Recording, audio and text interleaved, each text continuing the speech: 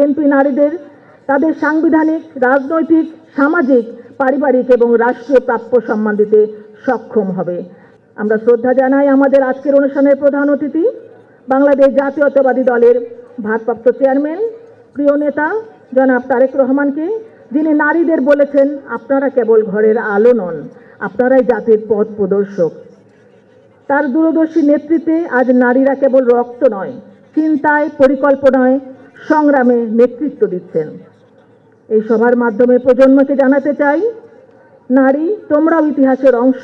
এই দেশ শুধু পুরুষের নয়, তোমাদের বিপ্লব, রক্ত, অশ্রু, ঘাম, ধর্ষণের আত্মচিৎকার, স্বৈরাচারের পতন হয়েছে তোমাদের দ্বারাই। গণতন্ত্র এবং দেশ মুক্তি লাভ করেছে। এদেশেরই বাতাসে মিশে আছে বিগত স্বৈরাচারের নারীদের উপর বর্বরতার আর্তনাদ। এদেশের অস্তিত্বের সংগ্রামে নেত্রীদের সাহসের, স্বাধীনতার এবং স্বপ্নের অংশীদার আমরা নারীরাও।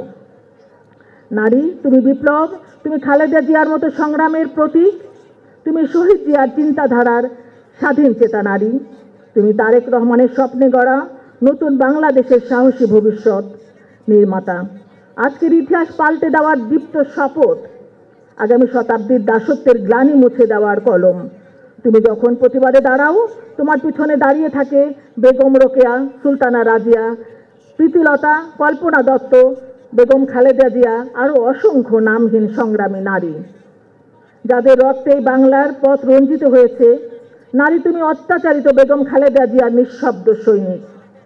তোমার পরের প্রজন্মকে কান্নার উত্তরাধিকার থেকে মুক্তি পেতে তুমি জেগে উঠলে, জেগে ওঠে পৃথিবী। কারণ তুমি জাগলে এই দেশ জাগে, তুমি জাগলে এই জাতি জেগে ওঠে। অন্যায়ের ভিত কেঁপে ওঠে, স্বৈরাচারের পতন হয়, অন্ধকারে আলো জ্বলে ওঠে। আজকের এই ফ্যাসিবাদ আন্দোলনের রাজপথে নারীদের অবদান অনুষ্ঠান শুধু একটি আয়োজন নয়, এটা আমাদের হৃদয়ের গভীরতম শ্রদ্ধা, ভালোবাসা, কৃতজ্ঞতার এক অনন্য নিদর্শন। আজকের সভা বীর নারীদের প্রতি বিএনপির দৃঢ় প্রতিশ্রুতি, যারা রক্ত, অশ্রু ও আত্মত্যাগের মাধ্যমে সাহস দিয়ে ফ্যাসিবাদ বিরোধী আন্দোলনের ইতিহাস রচনা করেছেন। ইনশাআল্লাহ বিএনপি নারীদের তাদের সাংবিধানিক, রাজনৈতিক, সামাজিক, পারিবারিক এবং রাষ্ট্রীয় প্রাপ্য সম্মান দিতে সক্ষম হবে। যুগে যুগে এভাবে সংগ্রামী নারীদের জীবন যুদ্ধের গল্প জাতির সামনে তুলে ধরবে। আমি এবার ফায়াজকে লেখা ফায়াজের মোনাম্মার চিঠিটি পড়ছি। প্রিয় ফায়াজ, আব্বা আমার কলিজা বাচ্চা, আমার চাঁদের টুকরা, কেমন আছো আব্বা? পৃথিবীর বুকে বেঁচে থাকতে আজকে তো শেষ দিন ছিল, কত কত স্মৃতি আমাদের। আব্বা, আমি জানি তুমি খুব ভালো আছো। আমি তোমার জন্য কান্না করলেই মাহা আমাকে বলে, মা, ভাইয়া তো শহীদ, ভাইয়া কত ভালো আছে, তুমি কাঁদো কেন? জানো বাবা, সেদিন বাজার করতে গিয়ে যেই চকলেটের সেলফের সামনে দিয়ে যাচ্ছি, আমি দেখতে পেলাম ঠিক তুমি দাঁড়িয়ে আছো, আর ক্যাডবেরির একটা বড় সিল্কের প্যাকেট আমাকে দেখিয়ে বলছো, মোনাম্মা, এটা নেই? বাবা, আমি আর চকলেট কিনি না। মাহা মাইরিনও আর আবদার করে না। সেদিন মাইরিন মাহাকে বলছে, জানো, মাহা মার কখনো বিরিয়ানি রাখবে না, ভাইয়া যে নাই তাই। সত্যি তো বাবা, আমি কি করে রান্না করব? তোমাকেই তো খাওয়াতে পারবো না। আব্বা, আমি কেমন আছি জিজ্ঞেস করবে না? আমি যে কেমন আছি আমি জানি না বাবা, শুধু আমার কিচ্ছু ভালো লাগে না। শুধু মনে হয় অনেক দূরে কোথাও হাঁটতে হাঁটতে চলে যেতে পারতাম, যেখানে কেউ নেই, চুপচাপ। আমি যখন স্কুলে যাই বা অন্য কোনো কাজে ধানমন্ডি 27 নম্বর ক্রস করতে হয়, জানো বাবা, আমি পুরোটা রাস্তার চোখ বন্ধ করে থাকি। সেই হসপিটালের সামনে দিয়ে, সিটি হসপিটালের সামনে দিয়ে গেলেও চোখটা বন্ধ করে রাখি। মনে হয় কেন আমাকে এসব পথে চলতে হচ্ছে।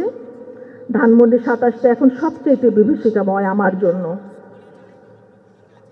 আচ্ছা বাবা, এই যে তোমার জন্মদিন, রোজার ঈদ, কোরবানির ঈদ, পয়লা বৈশাখ আসবে, আমি কি করব বলো তো?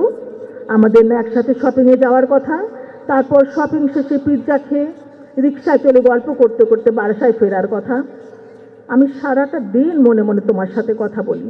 তুমি যে কত কত উপদেশ দাও আমাকে। কত বড় হয়ে গেছো তুমি আব্বা। জানো বাবা, তোমার জন্য যখন দোয়া করি তখন আমি একটু স্বার্থপর হয়ে যাই।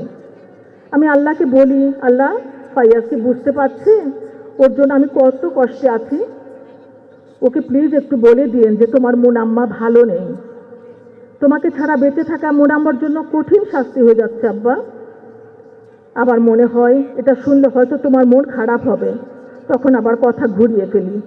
শুধু চাই তুমি ভালো থেকো, তুমি ইনশাল্লাহ অনেক ভালো আছো বাবা, কারণ যত মানুষ তোমার জন্য কেঁদেছে আর যত লোক তোমার জন্য দোয়া করেছে, তুমি নিশ্চয়ই জানতে পারছো মাতৃভূমির ক্লান্তি লগ্নে যে ছেলে বীরের মতো প্রাণ দেয় তাকে কেউ ভালো না বেসে পারে বাবা। সমস্ত পৃথিবী এখন তোমাকে চেনে আব্বা, অনেক ভালোবাসি বাবা, অনেক দোয়া রইল। শুভ জন্মদিন তোমার মুনাম্মা।